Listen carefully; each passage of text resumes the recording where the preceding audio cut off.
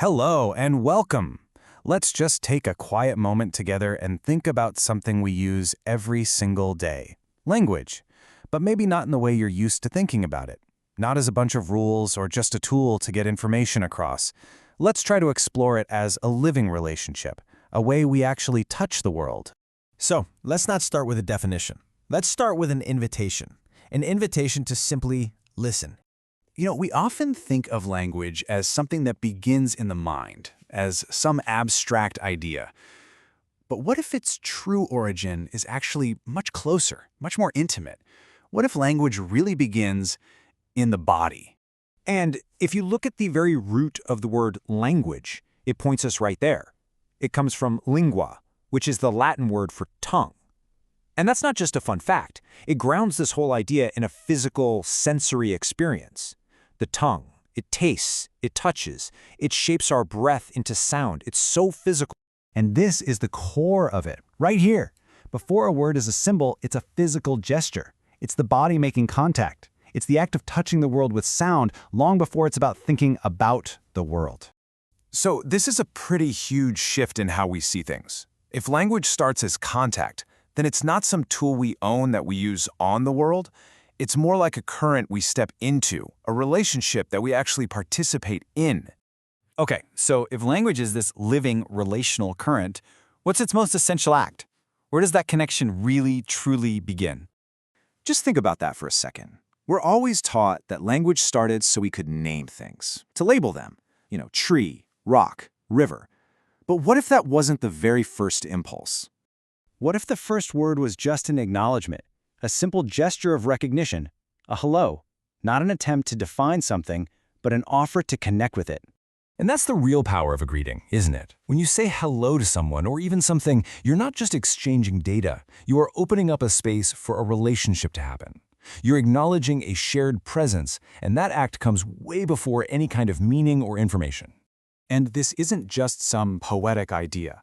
When we actually greet the world around us, a tree, a river, maybe a plant in our own home, we are performing a direct relational act. We're really just saying, I see you. We are present in this moment together. But this relational way of speaking, well, it isn't always what's encouraged in our modern world. Actually, our language has often been narrowed down to serve a very different purpose. Think about these two ways of speaking. On one side, you have language as relationship. It's all about greeting, sensing, participating. It's open and it's mutual. But on the other side, you have language as description, naming, measuring, classifying. Now, that descriptive mode is incredibly useful, of course. But what happens when it becomes the only way we speak? All of a sudden, these living presences can start to feel like static objects. And this reveals something so profound. The way we speak fundamentally shapes the world we experience.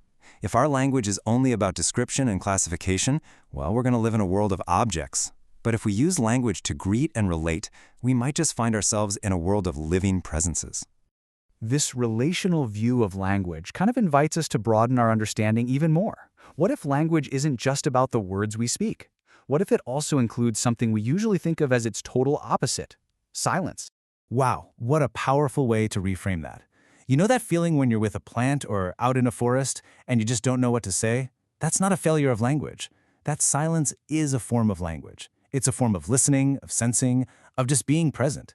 It's a totally legitimate and often really profound part of the conversation.